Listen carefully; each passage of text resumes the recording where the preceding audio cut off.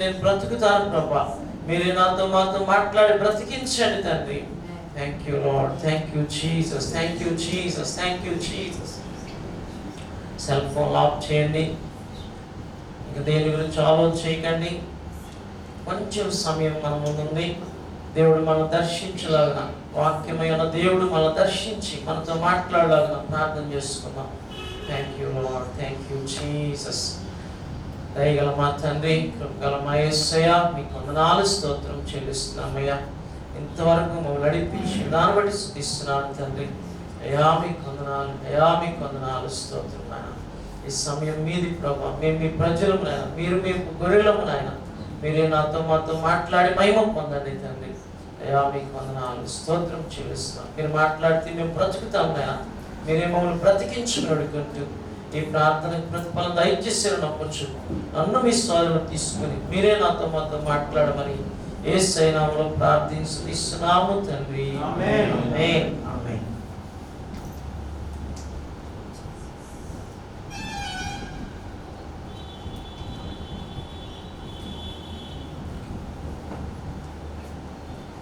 చాలా సంతోషం అండి.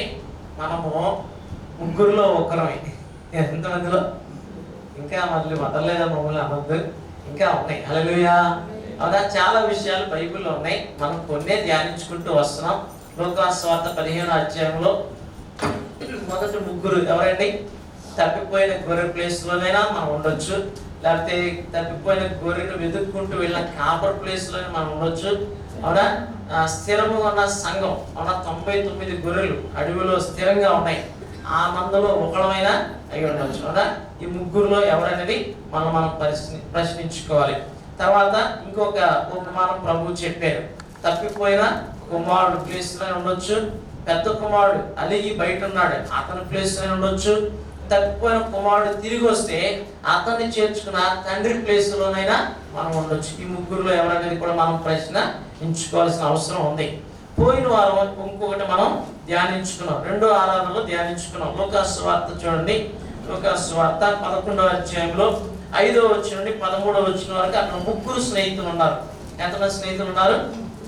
ముగ్గురు స్నేహితుల గురించి ధ్యానించుకున్నాం. ముగ్గురు స్నేహితుల్లో ఒక స్నేహితుడి ఇంటికి ఒక స్నేహితుడు అర్ధరాత్రి వస్తే, అర్ధరాత్రి వచ్చిన స్నేహితుడికి ఆతిథ్యం ఇవ్వడానికి, భోజనం పెట్టడానికి ఈ స్నేహితుడు ఇంకో స్నేహితుడి దగ్గరికి వెళ్తాడు. తర్వాతని ఆ స్నేహితుడు మరి ఇతనికి కావలసినన్ని ఇస్తాడు. మొత్తం మీద బతిమలాడిన తర్వాత, అవునా, ఆ స్నేహితుడైనందుకు ఇవ్వకపోయినా మాటికి సిగ్గుమాలను అడుగుతున్నందుకే ఇస్తాడు కదా. అలాగే మీరు అడగండి అని చెప్పడం కోసం యేసయ్య ఉపమానం చెప్పారు. ఆ ముగ్గురు గురించి మనం 3 మాటలు జ్ఞాపకం చేసుకున్నాం.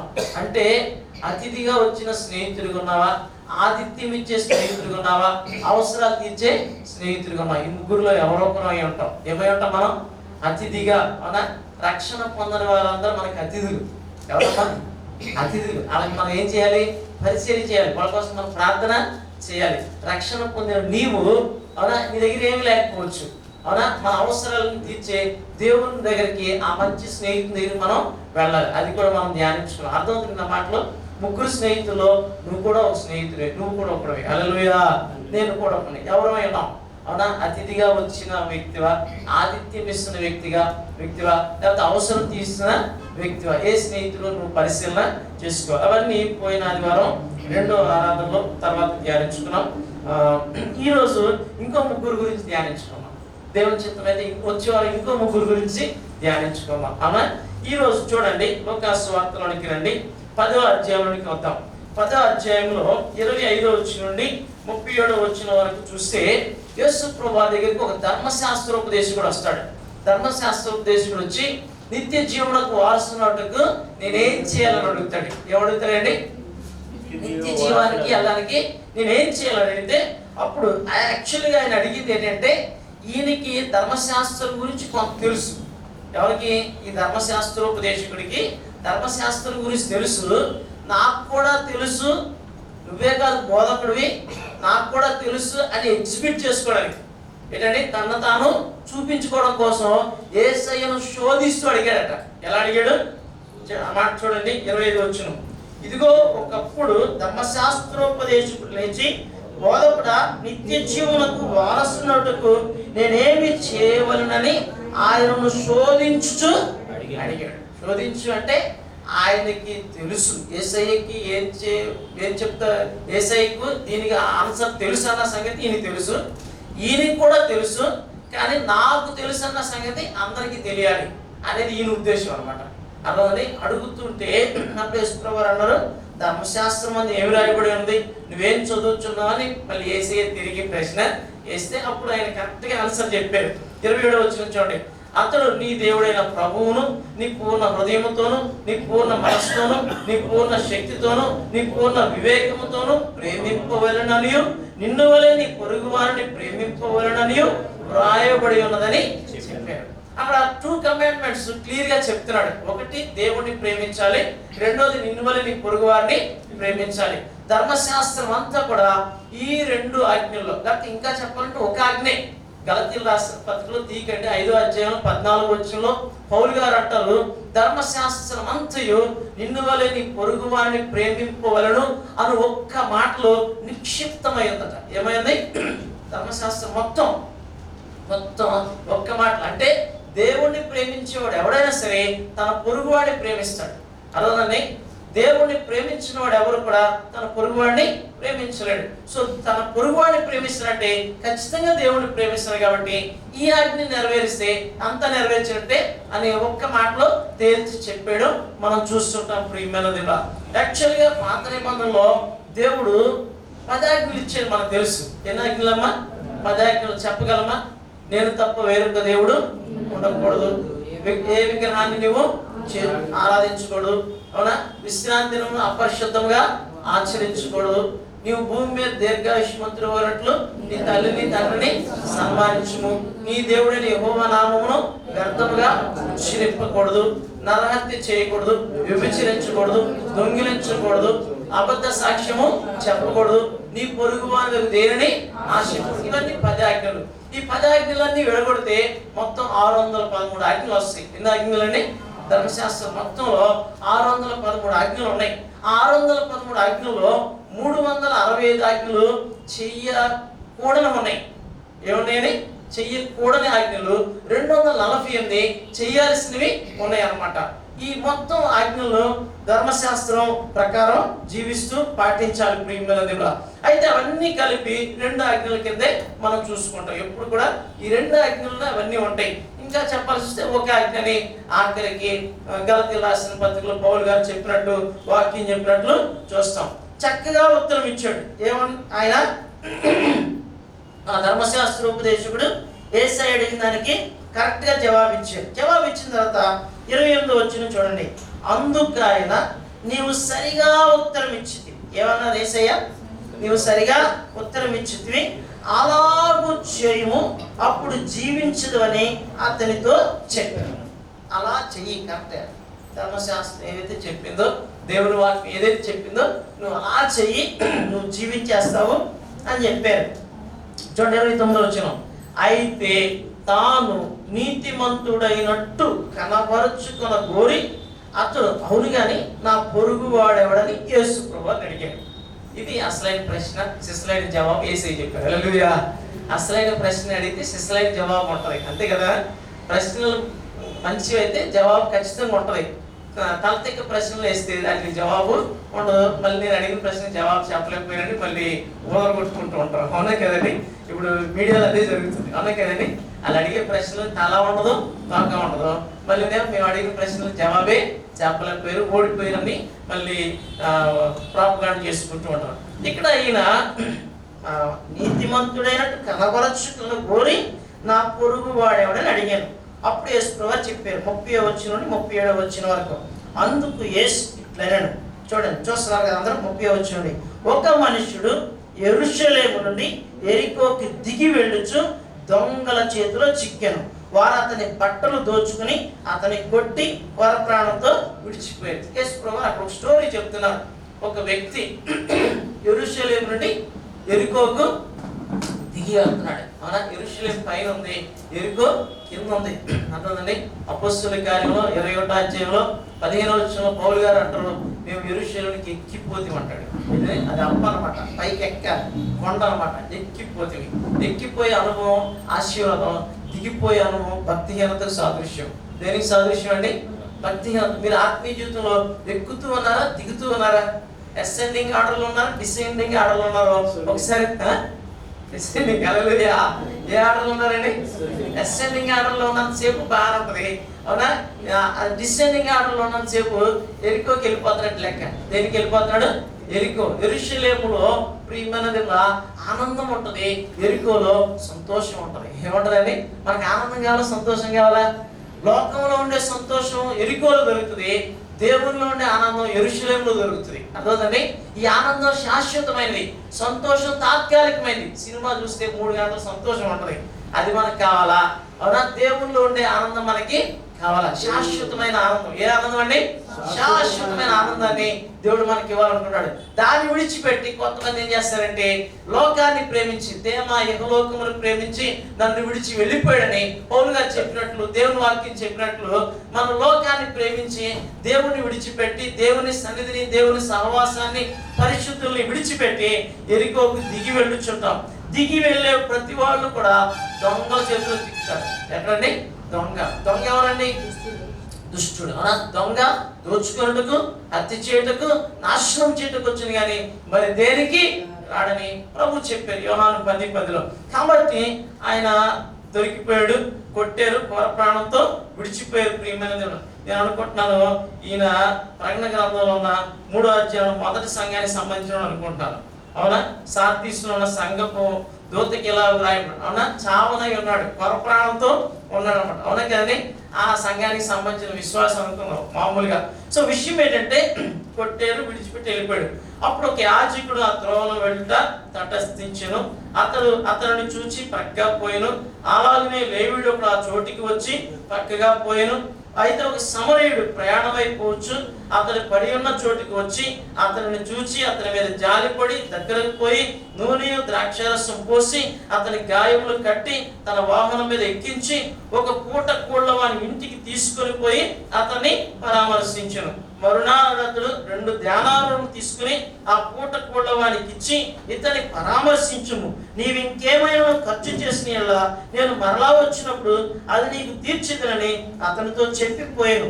కాగా చూడండి 36 వచ్చినండి, దొంగల చేతిలో చిక్కిన వారికి ఈ ముగ్గురులో ఎవడు పొరుగువాడాయనని నీకు తోచుచున్నదని యేసు ఆ ధర్మశాస్త్రోపదేశకుని అడుగగా అతడు అతని మీద జాలి పడిన వాడే అనను. అందుకు యేసు నీవును వెళ్ళి అలాగూ చేయమని అతనితో చెప్పారు. అక్కడ ముగ్గురు కనబడుతున్నారు. దొంగ గురించి వదిలేద్దాం. ఇక్కడ ఉన్న మనందరంలో ముగ్గురులో ఒకళ్ళమై ఉన్నాం. దొంగల చేతిలో చిక్కిన బాధితుడు. అవునా కదండి? ఆయన ఎవరమ్మా? బాధితుడు. అవునా? ఆయన ఉండొచ్చు. తర్వాత క్రైస్తవుడు, లేకపోతే యాజకుడు లేవుడు, వాళ్ళు ఎవరు? క్రైస్తవులు. సమరయుడు, ప్రియమైన దేవుడా, అంటే నిర్లక్ష్యం చేయబడిన వాడు అనమాట. అంటరాని వాడిగా వాళ్ళు చూస్తూ ఉన్నారన్నమాట. ఆ వ్యక్తి అయినా అయి ఉండొచ్చు. ముందుకు వచ్చి గమనించండి ప్రియమైన దేవుడా. ఇప్పుడు జాగ్రత్త వినండి. దొంగల చేతిలో చిక్కిన అతన్ని దొంగలు ఏం చేశారమ్మా? అతను దోచుకున్నారట. ఏం చేశారు? దోచుకున్నారు. సాతాను మన దగ్గరికి వచ్చి మన దగ్గర దోచుకుంటాడు. యాక్చువల్గా సాతాను దోచుకునేది ఎప్పుడు బంగారం, వెండి కాదు. మన దగ్గర ఆటికంటే విలువైన విశ్వాసం గొప్పది. ఏది గొప్పదండి? విశ్వాసం గొప్పది, పరిశుద్ధత గొప్పది, నీతి గొప్పది, సంతోషం గొప్పది, సమాధానము గొప్పది. వాటిని ఏం చేస్తాడంటే డిస్టర్బ్ చేసేస్తాడు, వాటిని దోచుకుంటాడు, పాడు చేసి వెళ్ళిపోతాడు. ఇంకేం ఉండదు అనమాట. కొట్టి కొర ప్రాణంతో విడిచి పోతాడనమాట. అలాంటి పరిస్థితులు మనం ఎప్పుడైతే దిగిపోతామో ఆత్మీయ జీవితంలో గ్రాఫ్ కింద పడతా ఉంటే ఖచ్చితంగా దొంగల చేతిలో దొరికిపోతాం. ఆ విషయం మనం జ్ఞాపకం చేసుకున్నాం. అందుకని మనం ఎప్పుడు కూడా యెరూషలేమును విడిచి వెళ్ళకూడదు. దేన్ని విడిచి వెళ్ళకూడదు? యెరూషలేము అంటే ఆ యెరూషలేము కాదు. యెరూషలేము అంటే దేవుని సన్నిధి. ఏంటమ్మది?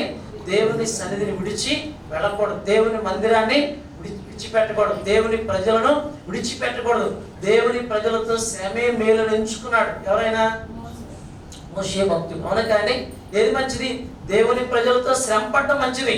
లోకంలో సంతోషించడం కంటే దేవుని ప్రజలతో శ్రమ పడటమే మంచిది.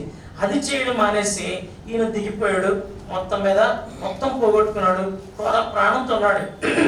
అయితే యాజకుడు అంటే పాస్టర్ గారు, లేవీడు అంటే క్రైస్తవుడు, అవునా? అతను చూసి వెళ్ళిపోయారు, పక్క నుంచి వెళ్ళిపోయారు. కానీ సమరయుడు ఏం చేశారట, ప్రయాణం అయిపోవచ్చు అతడు పడి ఉన్న చోటుకు వచ్చి అతను చూచి అతని మీద జాలిపడ్డాడు. యాక్చువల్గా యూదులకి సమరయులకి సాంగత్యం లేదు. మనం చదువుకుంటాం యోహాను సువార్త 4వ అధ్యాయంలో. వాళ్ళకి వీళ్ళకి గిట్టదనమాట, అర్థండి. యూదులు వాళ్ళు ఎక్కువగా భావిస్తారు, సమరయుల్ని తక్కువగా చూస్తూ ఉంటారు అనమాట. అందుకని సమరయులు ఒక వెలివేయబడిన స్థితిలో, అంటరాని స్థితిలో ఉంటూ ఉంటారు. కానీ ఈ సమరయుడు ప్రియమైనది, అతను యూదుడని తెలిసినప్పటికీ అతను ఆ స్థితిలో ఉన్నాడని తెలిసి వీడికి ఇలాగే జరగాలి, మంచి పని అయింది అనుకున్నాడా? అలాగే అనుకోలేదు. కానీ ఏం చేశాడు, జాలి పడ్డాడు. యథార్థవంతులట కనికరం చూపిస్తారట. ఏం చూపిస్తారు? కనికరం యథార్థవంతులు లేని వాళ్ళకి కనికరం ఉండదు ప్రేమ దేవుడు, అవునా? సో ఇతను యథార్థవంతుడు కాబట్టి, భక్తిపరుడు కాబట్టి, విశ్వాసి కాబట్టి, మతంలో లేడు కాబట్టి. ఆ పాస్టర్ గారు ఆ విశ్వాసి మతంలో ఉన్నారు, ఈయన మతంలో లేడు. మతంలో ఉన్న వాళ్ళందరూ ఒకలాగా ఉంటారు, దేవుళ్ళు ఉన్న వాళ్ళందరూ ఒకలాగా ఉంటారు. చాలా మంది మతంలోకి వస్తారు, క్రైస్తవ మతంలోకి కూడా రావద్దు, క్రీస్తులోనికి రావాలి. ఎందులోనికి రావాలి? క్రీస్తులోనికి రావాలి. దేవుని మతంలోకి వచ్చిన అందరూ మతాచారాలు, మత అలవాట్లు, మత పద్ధతుల ప్రకారం కొట్టుకొని పోతారు. కానీ దేవుళ్ళలోకి వచ్చిన వాళ్ళకి అలాంటి ఆచారాలు ఏమి ఉండవు అనమాట. హల్లెలూయా. ఈయన భక్తుడు కాబట్టి, విశ్వాసి కాబట్టి, పరిశుద్ధుడు కాబట్టి, దేవుని ఎరిగిన వాడు కాబట్టి అతని మీద జాలిపడి దగ్గరకు పోయి నూనె ద్రాక్షారసం పోసి అతని గాయములు కట్టి తన వాహనం మీద ఎక్కించుకొని పూటకోళ్ళ వాని ఇంటికి తీసుకుని పోయి అతన్ని పరామర్శించాడు. హల్లెలూయా. ఇంకా చెప్పండి, నేను ఒక సువార్థికుడే ఉంటాడు. ఏమై ఉంటాడండి? సువార్థికుడు ఏం చేశాడంటే పూటకోళ్ళ వాని ఇంటికి తీసుకెళ్ళాడు. అంటే పూటకోళ్ళ వాని ఇల్లు అంటే లాడ్జ్, ఇటు మరి సోమపూట భోజనం పెడతారు, అక్కడ నెలంతా పెడతారేంటి, సంవత్సరం అంతా పెడతారేంటి, బెటర్, అవునా? అది పూటకోళ్ళ వాని ఇల్లు అంటే లాడ్జిలో తీసుకెళ్ళాడు, ఒక సత్రానికి తీసుకెళ్ళాడు, అవునా? నేను చూడండి అని పరామర్శించాడు అనమాట. ఇది ఒక సంఘానికి సాదృశ్యం, అవునా? ఇది కూడా టెంపరీ. ఇదేంటమ్మా? టెంపరీ. మన పర్మనెంట్ ఇల్లు ఎక్కడ ఉంది? పరలోకం ఉంది. ఎక్కడ ఉందమ్మా? పరలోకం ప్రియమైనది ఉందా? కొంతకాలమే ఇక్కడ సహవాసం చేస్తాం, ఇక్కడ నయం పొందుతాం, మళ్ళీ తర్వాత పరలోకానికి వెళ్ళిపోవాలన్నమాట. ఈ సువార్థికుడు గాయపడిన ఆ వ్యక్తిని దేవుని మందిరానికి నడిపించాడు, దేవుని దగ్గరికి నడిపించి ప్రియమైన దేవుళ్ళరా అతన్ని పరామర్శించి, అవునా, అతనికి ఏమైనా ఖర్చు అయితే ఇస్తానని చెప్పి వెళ్ళిపోతాడు. మళ్ళా వచ్చి పరామర్శిస్తాడు. 36 వచనం చూడండి. కాగా దొంగల చేతిలో చిక్కిన వారికి ఈ ముగ్గురులో ఎవడు పొరుగువాడాయనని నీకు తోచుచున్నదని యేసు ఆ ధర్మశాస్త్రోపదేశకుని అడిగితే అతని మీద జాలి పడిన వాడే అన్నాడు. ఈ ధర్మశాస్త్రోపదేశకుడు ఎంత ఏంటంటే మొండోడు. ఏంటమ్మా? మొండోడు, అవునా? ఇంకా చెప్పాలంటే ఏంటంటే ఆ యొక్క కట్లు మధ్యలో బతుకుతున్నాడు. ఏ మధ్యలో? కుల కట్లు, మత కట్లు ఉంటాయి కదా, ఆ కట్ల మధ్యలో బతుకుతున్నాడు. యాక్చువల్గా నోరు తెరిచి ఆ సమరయుడు అనే మాట అనలేదు. చూసే, సమరయుడు అనే పదం ఎత్తడానికి కూడా అతనికి నామోషి వచ్చింది. నామోషి వచ్చి ఏమన్నాడు? అతని మీద జాలి పడినోడు అంటాడు. చూసే, ఇంకా పురుగు సావ నేను చాలా కదా, చెట్టు చచ్చిన పులుపు సావలేదు అంటారు కదా. మన దేవుళ్ళలోకి వచ్చిన కొన్నిసార్లు మన బుద్ధులు మాత్రం మారం. కానీ అలాగూ తన మీద జాలి పడిన వాడే అన్నాడు. యేసయ్య చూసి చూడనట్టుగా ఎందుకు యేసు నీవు వెళ్ళి అలాగూ చేయన్నాడు. యేసయ్యకి అన్నీ తెలుసు, ఆయన మైండ్ వేరు, ఆయన ప్రతి మనస్సు గ్రహిస్తాడు, ప్రతి ఆలోచన గ్రహిస్తాడు, ప్రతి మాట వెనకాల భావాన్ని క్లియర్గా ఆయనకి తెలుసు. అతని మీద జాలి పడిన వాడే అనగానే, అవునా, యేసయ్య సర్లే అని ఊరుకుని నీ వెళ్ళి అలాగూ చేయమన్నాడు. ఇప్పుడు ఇంతకీ మన పొరుగువాడు ఎవడు? నిన్నువలే నీ పొరుగువాడిని ప్రేమించనే పదం మనం చదివాం కదా, అవునా? ఏంటి మన పొరుగువాడు ఎవడు? మన పొరుగువాడు మన ఇంటి ఎదురుగా ఉన్నాడా, మన పక్కన ఉన్నాడా? ఎవరు మన పొరుగువాడు? మన పొరుగువాడు ఎవడంటే రక్షణ లేని వారు, అవసరతలో ఉన్నవారు. ఎవరండి? అవసరత. అదేదైనా కావచ్చు, దేవుడు అనే అవసరత కలిగిన వారు కావచ్చు, ఇంకేదైనా అవసరత కలిగి ఉన్నవారు కావచ్చు, వాళ్ళు మన పొరుగు వారు, వారికి మనం సహాయము చేయాలి. అవునా కదండి? సో మన పొరుగు వారు ఎవరైతే అవసరతలు ఉన్నారో వాళ్ళే మన పొరుగు వారు. వాళ్ళకు మనము మేలు చేయాలి, కీడు చేయకూడదు, మేలు కూడా చేయాలి. నిన్ను వలె నీ పొరుగు వారిని ప్రేమించమని బైబిల్ చెప్తుంది. ఇవి సూక్తులు కాదు. ఇవేంటంటే బైబిల్లో చెప్పిన మాటలు ఏంటంటే సూక్తులు కాదు, మన దేవుని వాక్యము, వేద వాక్యం అంటారు. దేవుని వాక్యాన్ని ఏమంటారు? వేద వాక్యము. వేదం అనే పదం విన్నారా?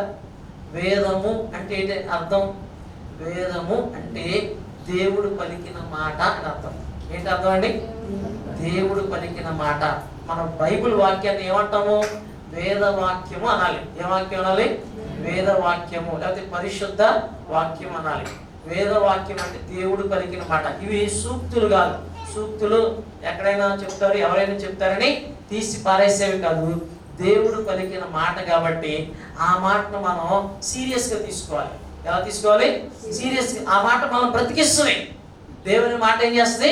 బ్రతికిస్తుంది అనమాట. అందుకే దేవుని మాట ప్రకారం నీవు నేను జీవించబద్దులమైనాం. సో ఈ దినాన ఈ విషయంలో, ఈ ప్యాసేజ్లో ఉన్న ముగ్గురు వ్యక్తుల్లో నీవు నేను కూడా ఒకరమే అన్న విషయాన్ని జ్ఞాపకం చేసుకున్నాం. ఇప్పుడు చెప్పండి, ఆ దొంగల చేతిలో చిక్కిన బాధితులాగా నీవు ఉన్నావా?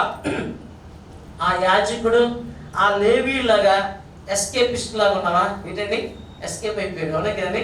అలా నాకెందుకు లేని ఈ సమరయుడిలాగా బాధ్యత గల వ్యక్తిగా ఉన్నావా? అవునా? యవ్వన కాలంలో నరుడు కాడి మోయిట మేలు, అతని మీద దాన్ని మోపింది యెహోవా. ఎవరైతే కాడి మోస్తారో వారిని దేవుడు దీవిస్తాడు. ఎవరైతే బాధ్యతగా ఉంటారో వారిని దేవుడు దీవిస్తాడు. అదోనండి, నువ్వు బాధ్యత లేకుండా జీవిస్తే దేవుడు నిన్ను దీవించడు. అది గుర్తుపెట్టుకోండి. దేవుడు బాధ్యత గల వాళ్ళని దీవిస్తాడు, పని చేసే వాళ్ళని దీవిస్తాడు. పని చేసాను కాబట్టి కష్టపడుతున్నాను, సంపాదించు నువ్వు అనుకోకూడదు. అవునా? నువ్వు పని చేస్తే దేవుడు దీవిస్తాడు. నువ్వు పని చేయాలి, దేవుడు దీవించాలి, అప్పుడే ఆశీర్వాదం వస్తుంది. హల్లెలూయా. చాలా మంది దేవుడు నమ్ముకున్నాని పని చేయడం మానేస్తారు. పని చేయడం మానేస్తే దేవుడు దీవించడు. నువ్వు దేవుడు నమ్ముకున్నా సరే దేవుడిని దీవించడు. గుర్తుపెట్టుకో. అవును, నువ్వు ఫస్ట్ కష్టపడు, 10 రూపాయలే సంపాదించు, దేవుడు దాన్ని దీవిస్తాడు. ప్రభా, ఈ 10 రూపాయలు నేను సంపాదించగలిగాను, ఇంతే సంపాదించగలిగి దీన్ని దీవించంటే దేవుడు దాన్ని దీవించి ఆశీర్వదిస్తాడు. హల్లెలూయా. నీకు సమృద్ధి అయిపోతుంది. అర్థమవుతుందండి? కాబట్టి దినాన పని చేసేవారిని దేవుడు పిలుస్తాడు, పని చేసేవారిని దేవుడు దీవిస్తాడు. అవునా కానీ? సిగ్గుపడని వారిని, మొహమాట పడని వారిని, తెగించే వారిని దేవుడు దీవిస్తాడు. జాలి పడేవారిని, కనికరించే వారిని, శ్రమ పడేవారిని, సమర్పణ కలిగిన వారిని దేవుడు దీవిస్తాడు. ఈ సమరయుడు అలాగూ దీవించాడు. ఈ సమరయుడు మన యేసయ్యకి సాదృశ్యం అని చెప్పుకోవాలి. హల్లెలూయా. మనం మాట పాడుకుంటాం. ఏం పాట అది? గాయపడిన సమయాన పాడతారా? పల్లో ఉంటది. గాయపడిన సమయాన మంచి సమరయునిగా నా గాయాలు కడిగిన దేవా, ఆకలైన వేళలో ఆహారమిచ్చి నన్ను పోషించినావు దేవా. మరొకసారి అందరూ గాయపడిన వేళ, గాయపడిన సమయాన మంచి సమరయునిగా నా గాయాలు కడిగిన దేవా, ఆకలైన వేళలో ఆహారమిచ్చి నన్ను పోషించినావు దేవా. నిన్ను విడువను ఎడబాయనని చెప్పి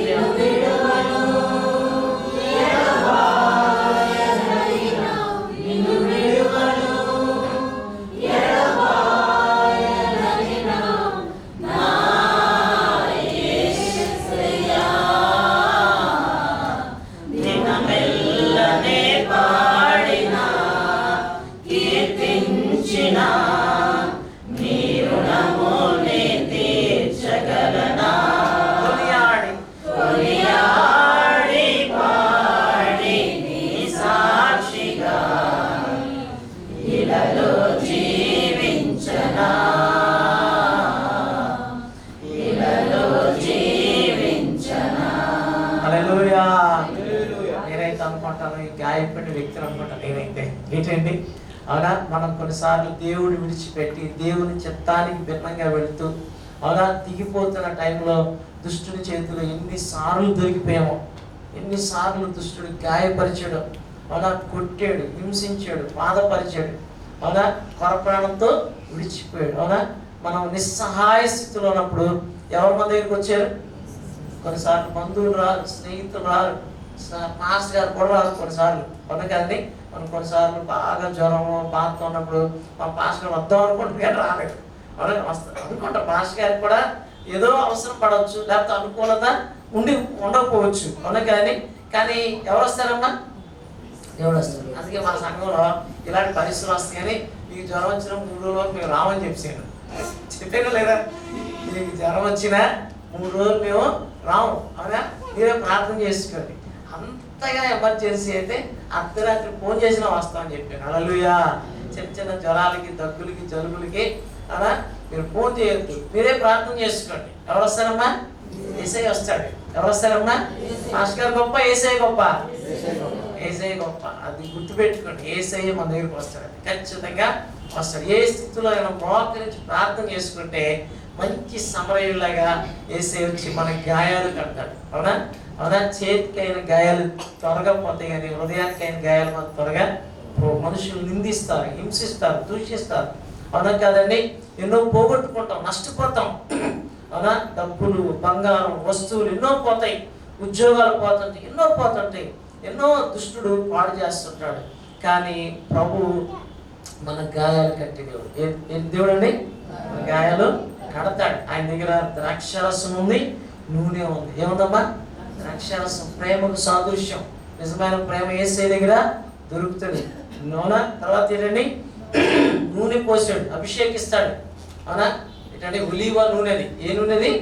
ఒలీవ నూనె. ఒలీవ నూనె అభిషేకానికి సాదృశ్యం ఉంటుంది. దేవుడు నిన్ను అభిషేకిస్తాడు, మరలా పడిపోకుండా, మరలా అలాంటి పరిస్థితులకి రాకుండా మరలా అభిషేకిస్తాడు. నీ గాయాలు కడతాడు, నిన్ను నిలబెడతాడు, నడిపిస్తాడు. కాబట్టి ప్రియమైన దేవుడా, మన మంచి సమరయుల్లాగా మనం కూడా ఉండాలి. హల్లెలూయా. ఒకప్పుడు గాయపడిన వ్యక్తిలాగా ఉన్నాం, ఇప్పుడు ఏమై ఉండాలి? మంచి సమరయుల్లాగా ఉండాలి. అంతే తప్ప యాజకుల్లాగా, లేవీల్లాగా మనం ఉండదు. మతంలో ఉండదు. మెయిన్ అది చెప్పాలి. ఎందులో ఉండకూడదు? మతము నిన్ను రక్షించదు. ఎవరు నిన్ను రక్షిస్తారు? యేసయ్య రక్షిస్తారు. ఎవరు రక్షిస్తారమ్మా? యేసయ్య రక్షిస్తాడు. అందుకని మేము చెప్పేది మతంలోకి రమ్మని చెప్పం, యేసయ్య దగ్గర రమ్మని చెప్తాం. యేసయ్య దగ్గరికి వస్తే యేసయ్య మన గాయాలు కడతాడు. హల్లెలూయా, హల్లెలూయా. కాబట్టి ప్రియమైన దేవునులారా, నీవు నేను ఏదో ఒక పాత్ర పోషిస్తున్నాం. అవునా, ఈ లోకం అనే నాటక రంగంలో ఒక్కొక్కరికి ఒక్కొక్క పాత్ర ఉంటుంది. అవునా కానీ ఏదో ఒక పాత్ర పోషిస్తూనే ఉంటాం. అవునా, ఏ పాత్ర పోషిస్తున్నారు, ఎందులో మనం ఇముడుతాం అనేది, ఏ స్థితిలో మనం ఉన్నాం అనేది మనం ప్రశ్నించుకుని గాయపడిన స్థితిలో ఉంటే ప్రభు దగ్గరికి వస్తే ప్రభు గాయాలన్నీ కడతాడు. అదోనండి, నువ్వు స్వస్థత పొందితే దేవుడిని అందుకు కనికరపడి ఎట్టి గొప్ప కార్యాలు చేసినావు అవి నీ ఇంటి వారి దగ్గరికి వెళ్ళి సాక్ష్యము చెప్పాలి. సాక్షిగా నీవు ఉండాలి. నీవు పొందిన మేలు తగినట్లుగా నీవు కూడా ఇతరులకు మేలు చేయాలి. ప్రియమైన దేవుడా, నాకు 2008లో భయంకరంగా జబ్బు చేసింది. అదోనండి, చాలా చావు బతుకుల మధ్యకి వెళ్ళిపోతే హాస్పిటల్లో జాయిన్ చేసాం. మా పెద్ద పాస్టర్ గారే అవునా అన్ని డబ్బులు పెట్టుకుని అవునా మంచి హాస్పిటల్లో జాయిన్ చేసి అన్ని చేశారు. నా భార్య, అప్పుడు బాబు సంవత్సరం కంటే పెద్దోడు అనమాట. అవునా, మా అత్తగారు, మా మామగారు, మా అమ్మ, తమ్ముడు, అవునా కదండి, అందరూ నిలబడ్డారు. అప్పుడు సంఘం లేదు, దేవరపిల్లులే, ఇక్కడ సంఘం లేదనమాట. దేవరపిల్లి సంఘస్తులే, వాళ్ళు అక్కడ రాలేరు, ఎవరు కూడా చూడడానికి ఆ టైంలో రాలేదు. అప్పుడు అంత ఎక్కువ మన మీద ఇది లేదు, అంటే ఇంకా టచ్ తక్కువ అనమాట. సో అయినా కూడా దేవుడు విడిచిపెట్టకుండా కాపాడి నన్ను స్వస్థపరిచాడు. హల్లెలూయా. తర్వాత మేము దేవరపిల్లి ఉన్నప్పుడు మరి దేవుడు నన్ను కనికరించాడు. అలాగూ ఎవరైతే ఉన్నారో వాళ్ళ ఇంట్లో తీసుకొచ్చి పెట్టి, నేను పాస్టర్ గారు భోజనం పెట్టి వైద్యం చేయించి ఎన్నోసార్లు ఎంతోమంది చేసాం. అర్థమైందండి, హాస్పిటల్కి తీసుకెళ్ళి మరి దేవుడు నన్ను అక్కడ కనికరించాడు. మరి నేను ఇక్కడ కనికరించాలా లేదా చెప్పండి? కనికరించాలి. అలా మనం చేయాలన్నమాట. నువ్వు పొందిన మేలుకు తగినట్లుగా జీవించడమే కృతజ్ఞత. హల్లెలూయా. అలా కృతజ్ఞత కలిగి జీవిస్తే దేవుడు మనం ఎప్పుడు విడిచిపెట్టాడు. కాబట్టి దినాల ప్రియమైన దేవుని బిడ్డలారా, నీవు నేను కూడా ఏం చేయాలి? యేసు ప్రభువు ఏమన్నారు 37వ వచనంలో? అందుకు యేసు నీవును వెళ్ళి అలాగూ చేయమని చెప్పాడు. ఇప్పుడు వెళ్ళి మనం ఏం చేయాలి? సమరయుడు చేసినట్టు చేయాలి. ఎవరు చేసినట్టు చేయాలి? సమరయుడు చేసినట్టు చేయండి. దేవుడు మనం దీవించి ఆశీర్వదిస్తాడు. తలలో ఉంచుకొని ప్రార్థన చేసుకుందాం. కళ్ళు మూసుకోండి. హల్లెలూయా. ప్రార్థన చేసుకుందాం, పరిశీలన చేసుకుందాం. ఏ స్థితిలో నీవు ఉన్నావు? దిగిపోయిన స్థితిలో, దొంగల చేతిలో చిక్కిన స్థితిలో, మన సమరయుడు జాలిపడి బాగు చేసిన స్థితిలో ఉన్నావా? సమరయుడిలాగా నీవు కూడా ఉండాలని ఆశపడుతున్నావా? ఒకసారి పరిశీలన చేసుకో. ఆ యాజకుడిలాగా, లేవీయుడిలాగా చూసి పక్కకు పోతున్నావా? ఇది నా పని కాదు, ఇది నా బాధ్యత కాదు, నాకెందుకులే, నేను ఎందులో ఇరుక్కుంటాను అని చెప్పేసి నీవు చేయాలి. యాక్చువల్గా నీవు చేయాలి. నీవు చేయాల్సిన పని, అవునా? నీవు చేయకుండా ఎస్కేప్ అవుతున్నావా? నీకే పని లేదా? సంఘంలో, ఇంటిలో, అవునా? నీ బాధ్యత ఏంటి? ప్రశ్నించుకో, పరిశీలన చేసుకో. బాధ్యత రహితంగా ఉంటే నేను చెప్తున్నాను కదా, దేవుడు దీవించడు. బాధ్యత గల వాళ్ళనే దీవిస్తాడు, పని చేసే వాళ్ళనే దీవిస్తాడు, కష్టపడే వాళ్ళని దేవుడు దీవిస్తాడు, కృతజ్ఞత కలిగిన వాళ్ళని దేవుడు దీవిస్తాడు. కష్టపడి పని చేసిన తర్వాత, దేవా నాకు కష్టపడడానికి నెలంతా నీవు సహాయం చేసావు, నా ప్రయాణంలో తోడుగున్నావు, ఆరోగ్యం ఇచ్చావు, మీకు వందనాలు ప్రభు అని కృతజ్ఞత కలిగి జీవిస్తే దేవుడు దీవిస్తాడు. కాబట్టి అన్ని విషయాల్లో మనం ప్రియమైన దేవుడా, అవునా, ఇలా ఉండాలే కానీ దేవుని దీవెన పొందకపోము. ఈరోజైనా సరే, ఇప్పుడైనా సరే నీవు ప్రభా, నువ్వు ఏ విషయంలో గాయపడ్డావో ఆ విషయంలో గాయాలు కట్టు ప్రభా అంటే దేవుని ప్రేమ హస్తాలు నిన్ను తాకుతాయి. దేవుడు నిన్ను తాకి స్వస్థపరుస్తాడు, నీ గాయాలు కడతాడు. అది ఏ గాయమైనా కావచ్చు, మానసిక గాయమైనా కావచ్చు, శరీరానికి తగిలిన గాయమైనా కావచ్చు, ఆర్థిక ఇబ్బందుల మీద పడ్డ గొడ్డలు దెబ్బ కావచ్చు, ఏదైనా సరే ఆ గాయాలన్నీ మానడానికి మన పరమ ప్రభువు, పరమ వైద్యుడు, సమర్థుడు. హల్లెలూయా, హల్లెలూయా, హల్లెలూయా. గాయాలు కట్టి పోషించి స్థిరపరిచే దేవుడు మన ప్రభువు. అవునా, అవునా. బంధింపబడిన వారిని విడిపించి వర్ధిలింపజేసే దేవుడు. పట్టబడిన వారిని, నెట్టబడిన వారిని, అవునా, దీనులను లక్ష్య పెట్టే దేవుడు. హల్లెలూయా. ప్రార్థన చేసుకోండి. ఎవరైనా ఒకరు విన్న వాక్యాన్ని బట్టి బిగ్గరగా ప్రార్థన చేయండి. విన్న వాక్యాన్ని బట్టి బిగ్గరగా. Thank you lord. చిరంజీతం ప్రార్థన చేద్దాం, బిగ్గరగా ప్రార్థన. స్తోత్రం, స్తోత్రం, స్తోత్రం, స్తోత్రం. స్తుతి, స్తుతి, స్తుతి. పరిశుద్ధ మహోన్నతుడా, సర్వోన్నతుడా తండ్రి యేసయ్య, మీకే వందనాలు తండ్రి. సరస్వతి దేవా, నీకే వందనాలు తండ్రి. ఆయన వచ్చిన కాలం నుండి ఇప్పుడు వరకు మమ్మల్ని కాచి కాపాడిన ప్రభువా, నీకే వందనాలు తండ్రి. ఇగో తండ్రి నాయన, ఈ రోజునైనా మరి పాటల్లోని, వాక్యంలోని, నాయన కీర్తన సంస్థలో నుండి నాయన నీ నామానికి మహిమ తెచ్చుకున్నావు తండ్రి, నీకు వందనాలు. ఇగో తండ్రి నాయన, తండ్రి మేము నాయన అటు విధంగా ఉండటం కృపను దయచేయండి తండ్రి. అయినా సమరయుడు ఎటు విధంగా నాయన స్వస్థపరిచాడో ఆ స్వస్థ మేము పొందామో తండ్రి. అలాగే తండ్రి, ఏమీ లేకుండా నాయన అసహనంలో ఉన్న వారికి మేము సహాయం చేసిన వారిలాగా మమ్మల్ని ఉంచండి తండ్రి. ప్రభువా తండ్రి యేసయ్య తండ్రి నాయన, మేము ఆయన ఆ క్షణంకి మేము సంతోషంగా ఉండి ఎరుకలో ఉన్నట్టు కాకుండా తండ్రి నాయన ఎరుసలంకి ఎక్కుపోయినగా మమ్మల్ని దీవించండి తండ్రి. ఆయన పరలోకం ముందు ఆనందంగా ఉంటూ నాయన మమ్మల్ని దీవించండి తండ్రి. ప్రభువా యేసయ్య, నీకే స్తోత్రాలు, స్తుతులు తండ్రి. యేసయ్య రాజా నాయన, ఇగో తండ్రి నాయన, మేము పొందిన మేలు నాయన మేము అక్కడ విడిచిపెట్టకుండా ప్రతి ఒక్కరికి నాయన మేము సహాయం చేసి గుణం దయచేయండి తండ్రి. నాయన అదో తండ్రి నాయన, నీ యొక్క సువార్త నాయన మేము ప్రకటించలేక మమ్మల్ని దీవించండి తండ్రి. నాయన నీకు ఉపయోగపడిన పాత్ర వల్లే మమ్మల్ని ఉపయోగించుకోమని అడుగుతున్నాను తండ్రి. యేసయ్య నాయన సజీవుడు తండ్రి. యేసయ్య ప్రభువా నాయన, నీ రాక్ కొరకు మేము ఎదురు చూసేవారిలాగా నాయన తండ్రి మేలుకొనుటకు సాయం దయచేయండి తండ్రి. ప్రభువా మేము చేసే ప్రతి పనుల్లోనూ మాకు తోడై ఉన్న ప్రభువా, నీకే వందనాలు, స్తోత్రాలు తండ్రి. ఇగో తండ్రి నాయన, ఇస్సాకుడు చెప్పిన ప్రతి ఒక్క మాటని నాయన మా హృదయంలో మేము భద్రపరుచుకుంటూ కృపను దయచేయండి తండ్రి. అవును తండ్రి నాయన, ప్రతి ఒక్క చిన్న విషయాలకి నాయన మేము నాయన తండ్రి ఎదుటివారి మీద నాయన ఆధారపడటం కాదు కదా తండ్రి. నాయన తండ్రి నీ మీద ఆధారపడి తండ్రి నాయన నీ సహాయం కోరేవారిలాగా మమ్మల్ని దీవించండి తండ్రి. ఆయన మేము అడిగితే ఇచ్చేవారు తండ్రి. నాయన యేసయ్య దేవా నీకే వందనాలు, స్తోత్రాలు, స్తుతులు చెల్లించుకుంటూ యేసు పరిశుద్ధ నామములో ప్రార్థన మీకు అడిగి పెట్టుకున్నాను ప్రభువా. ఆమేన్. ప్రార్థన చేసుకుందాం. ప్రభు సంస్కారంలోకి వెళ్ళే ముందు మన కోసం గాయపడిన యేసయ్యని జ్ఞాపకం చేసుకున్నాం. మన గాయాలు కట్టడానికి, మనం స్వస్థపరచడానికి యేసు ప్రభు రక్తాన్ని చిందించాడు. యేసు రక్త